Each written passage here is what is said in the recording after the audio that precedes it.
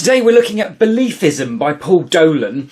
This one came across, I stumbled across it in a friend's house, and she actually knows Paul Dolan, which I thought was very interesting, said it was really good.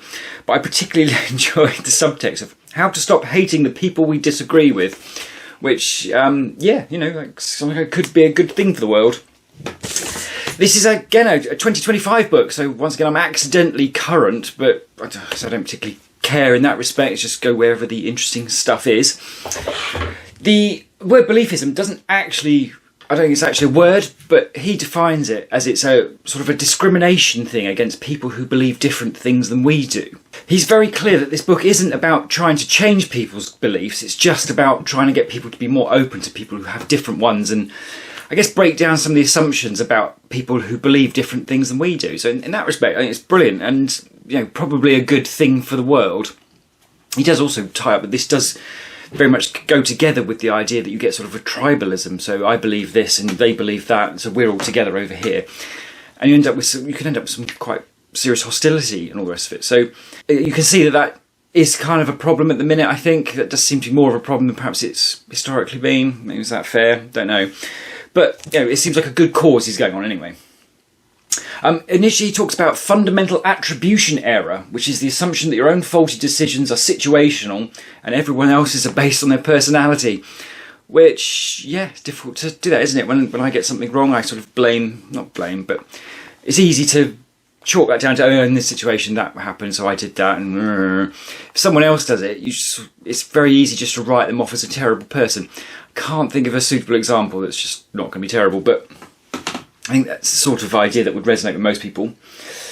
It's really interesting. I love this bit because this very much agrees with some of my observations.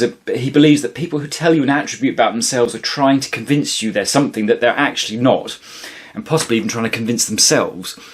For example, kind people never tell you they're kind, and the example I've used previously is like great people don't tell you they're great. They just do stuff. And if someone's telling you how wonderful they are or how something they are, I would certainly agree with Paul there that that's something to be deeply sceptical of. He talks about we have to factor in that our desire to fit in can potentially outweigh our ability, our desire to be correct or seen as right. So even if you know something might be wrong, you might be tempted to fit in. And it's an interesting idea, that. But that reminds me of something that Stephen Fry said I saw, and he said one of the biggest problems in society is that people are more interested in being right than being effective. And I'm trying to work out, do those two ideas jar against each other? I'm not quite sure, because I guess under different circumstances you have different things, don't you? So if you're in your group and you want to be right, argue against this group, fine, because you're already belonging to this one. I mean, it's sort of a simple problem, isn't it? And this stuff is kind of obvious. But again, it's that C.S. Lewis idea. We have to be reminded more often than we have to be instructed. And until you actually look at it and think, maybe that's what I'm doing, or such a thing. He talks again about it being inevitably us versus them, and this tends to magnify the ideas we have about people in other groups. As in, you might just assume that it's a bit black and white. I think it's the political thing. It bugs me. People ask me, are you left, right, or liberal, or whatever. It's like, I'm none of those things. I'm not sitting in one of your categories, and it's really annoying because you get people on the left, see people on the right, and then perhaps overestimate just how righty they might be. And it's almost like the idea that you can't possibly have ideas that are ranging across the spectrum. He also goes off a little bit into sort of identity ideas, and it's this idea that it's easier to identify as someone who's anti-something than someone who just doesn't go along with it. For example, I guess again with politics, it's probably not a terrible way to talk about it at the minute. You can be just a person going along, having an idea about how is the best way to do something, mindful that there is no perfect solution, or you can identify as being anti-liberal or anti-right or anti-left. And it's that you get a greater sense of identity in being the anti-thing because it clubs you together with just people of a similar mind, rather than you just going along being a person doing your stuff. It does seem that there is comfort to be had in being part of a group and having someone to blame. And that blame thing seems to be a really creeping problem as well. I don't know if has that always been a thing. It certainly feels like a thing at the minute. Everyone quick to, it's their fault, which is generally not a particularly useful thing to be able to draw a conclusion on. But Paul pulls out the point that, I guess there's some comfort in having something to blame, which is sort of a weird idea, but there we go. he's sort of an example of that, but he talks about if you're overweight, then to regain happiness, and should have been obvious, I suppose, but it's a good way of putting it, you can either readjust your view of things so that they now agree with how you actually are. So if you're overweight, then it's okay to be overweight, and you can call out fat shaming or whatever, that sort of thing, and then to make it sort of okay. Or you can do what's arguably more difficult, of get back to a condition you want to be in, which is presumably not to be overweight. I know there are probably some people who actually want to be overweight, but I think by and large people generally don't, I would have thought. His point is anyway that if it's easier to amend your life views than actually do something to change something, people will tend to take the easier option. And then makes the further point, this will naturally lead to greater polarisation in beliefs. And that's really interesting. But when you tie it together with the idea that people want someone to blame and some group to identify with, then yeah, you can see how that would just start to sort of push things apart, and you end up with these polar opposites. Actually, I don't know where the stats come from, but I mean, he's proper full-on academic, this guy, so I'm not worried about where they come from. But he talks about there's a reported increase in negative emotions since 2008. And he's saying that will also feed into polarisation on the grounds that people want to identify with the crowd and blame someone else. It again pushes that divide. So that would account for there being a rise in beliefism. I mean, I guess the concept of beliefism, I think the word seems to be new, but the concept is obviously not new. He's obviously just named something that's actually already been there, and actually giving something you can push back against with it. And he also adds that people tend to judge others more harshly when they are unhappy themselves. So you've got rising unhappiness, increasing polarisation, and then the problem on top of that people are judging people more harshly because they're unhappy. So you've got this perfect storm of three bits all coming together. Another point he makes is that we tend to see ourselves as more tolerant and others as intransigent. So again, it's that sort of misperception of, well, maybe misperception of others to some extent. It's really great. It's a really basic thing, this book, but he's putting a brilliant light on something that really is a problem, and it's very easy just to sort of almost miss that it's there. There's one bit he doesn't particularly talk about, I don't think. I don't recall it standing out. It's a bit that stuck in my mind recently when Charlie Kirk murdered not that long ago. I didn't know who he was, to be perfectly honest, until after he died, and then I heard about him. And then my daughter came to me talking about that he was a racist homophobe. And I was thinking, hang on, that doesn't agree with what I've heard about him. So I go off and have a little look and trying to find this. And the more you look at Charlie Kirk, the more you think, okay, I don't necessarily agree with everything he says, but he was supremely respectful about how he did it. And the whole racist homophobe thing, it's like, I just don't get it. So I challenged my daughter, said, can you go and find something that shows that he is a racist homophobe? And because presumably you've heard this secondhand from someone. And it turns out indeed that's the case. She couldn't find anything either. It was just someone else had said that he was a racist homophobe.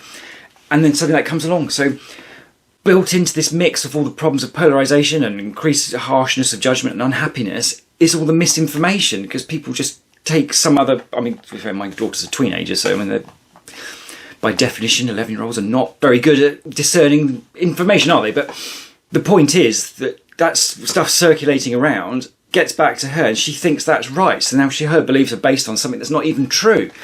So yeah, I mean, if someone does know that Charlie Kirk was a racist homophobe, I'd be very interested to see what the evidence for that is. But I couldn't find any. Certainly, he seemed like a decent guy.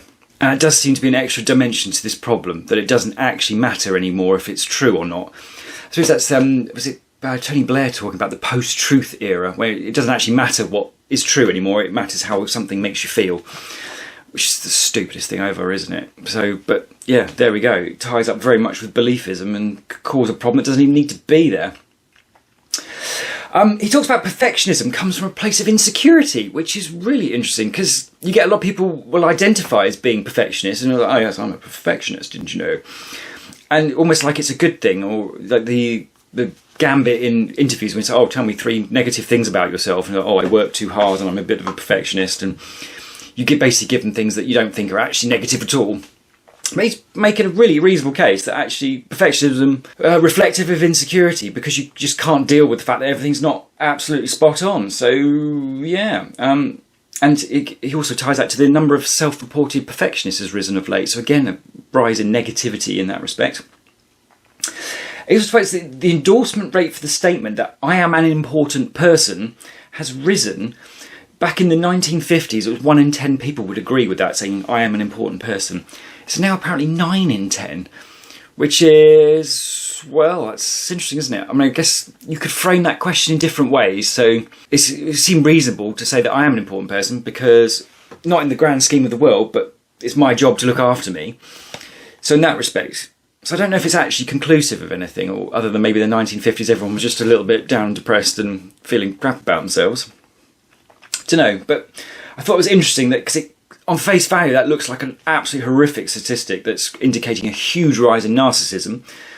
But you could also frame it as, no, actually, people should be valuing themselves, and not necessarily without justification. But to work on yourself and become better is to still value yourself. So you don't have to say that you're the best thing since sliced bread. Situational blindness, he talks about, is noticing one aspect of a problem and forgetting the bigger picture.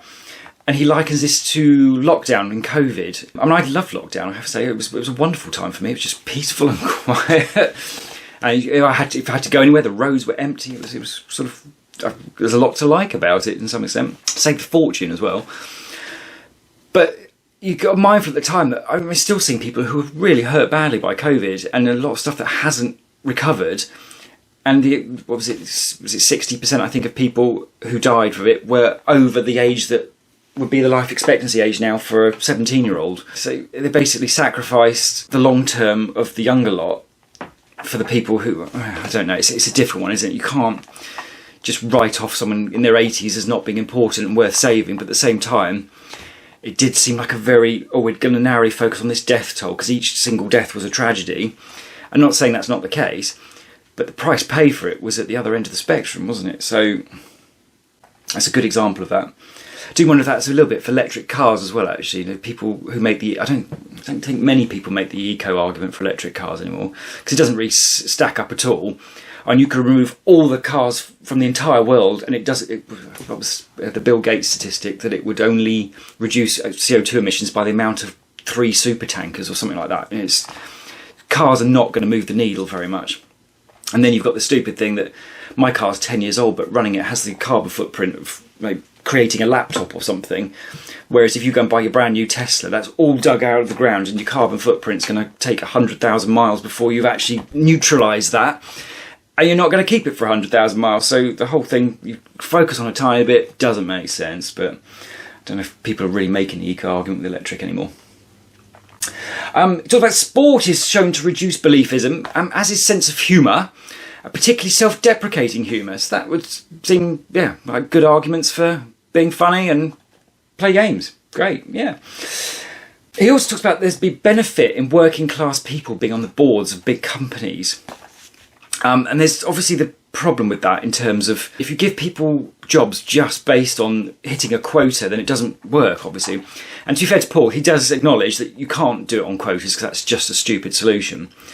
But then he offers an alternative, which is you had to publish how many people you'd recruited from each part, which is the same thing basically as backdoor of having a quota shortly. So in the book, it's almost like he's acknowledging that this is a bit of a problem, but that the solution just doesn't really work. So there probably isn't a solution, perhaps, to some extent, but there we go. He just talked about studies find that people who spend time with a group of people who think differently to them tends to break down beliefism, which would very much suggest that beliefism comes about through misconception, I suppose, isn't it? That you have an idea in your head of what this person thinks, like the Charlie Kirk example, my daughter. You actually go and hang out with them, like, oh, okay, right, yeah, it's not really such a problem. It then goes a bit weird because he gives his own views on drugs and abortion. And it's interesting, and I don't particularly agree with him, but he's doing this in such a way, he's basically putting his nuts on the line in a book to say what he believes, not to try and convince you, or me, or anyone, whatever, but in order just to demonstrate that this is how he arrives at this, and he's trying to give us the chance to have a reaction to that and to sort of identify our own beliefism in that. And I think it's brilliant and very bold, so it's an admirable thing. But he's quite pro-drugs, and he's talking about it doesn't seem to be any sort of data to suggest that they're actually that much of a problem, and that the government should really leave us alone, and if we want to take drugs, we should be able to take drugs. But interesting, the next book I'm on to reading, which I'm halfway through already, that comes up with a brilliant point. And it talks about how, for rich people, drugs can be quite a pick-up, put down, and it's just like going for a party. But for poorer people, it does tend to be a gateway to self-destruction. So I think, in that respect, Paul seems to have sort of slightly glossed over that what fits for one doesn't fit for another. And the average person can't even moderate their own food intake, let alone their cocaine intake. So it seems demonstrably the case that he would be wrong on that. But that being said, his point isn't to try and convince anybody that should be a good policy. His point is simply just to make that that's how he feels. I don't agree with him, but then I can reflect on my own beliefism. Would I exclude him from anything because he thinks that? And it's an interesting one, isn't it? Because you kind of put him in a bit of a pigeonhole for that, because that seems like a stupid idea to me. And it's difficult not to make some sort of categorisation of him based on that. So, but I mean, in that respect, it's brilliant, isn't it? It's doing exactly what he set out to try and do, to make us think about it. In that as well, he notes that transparency is important for dealing with beliefism, because he states later on that he's not particularly attached to those ideas, or some of it he's attached to. A lot of it he's quite happy to change his mind on. So he presents it and you think, ooh, okay, I don't like that. But he's not massive. I mean, if you went to him and made the case that, okay, what about the rich-poor divide, and suddenly it doesn't work, it seems perfectly reasonable that he might change his mind. So when we look at groups of people who think a certain way, you don't tend to make the assumption that actually they might be flexible on that. You just sort of assume they're diehard. But that does also tie to the idea that people will tend to defend those beliefs, whether they're actually particularly attached to them or not. So it's a bit of both sides of the argument have a bit of a problem. And then you've got this problem, people need to sort of debate respectfully, which is, well, it's a completely different skill entirely, isn't it? And then last but not least, he seems to boil everything down to happy equals good and unhappy equals bad, and that's sort of basically the underpin for life.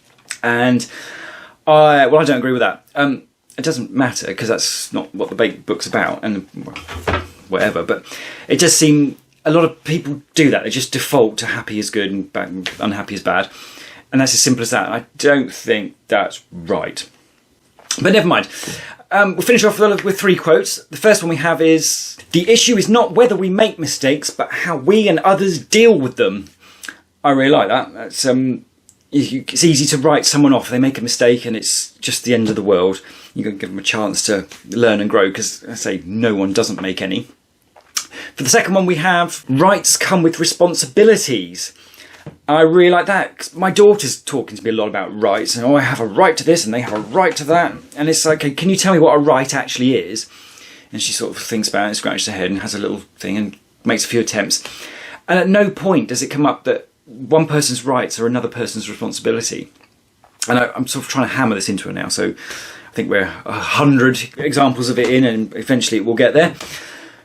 But yeah, it's a really important part of all this conversation about rights. It's not just about rights, is it? And then last but not least, we have, "I hope you think I'm a reasonable person, even if you think I'm wrong about some things."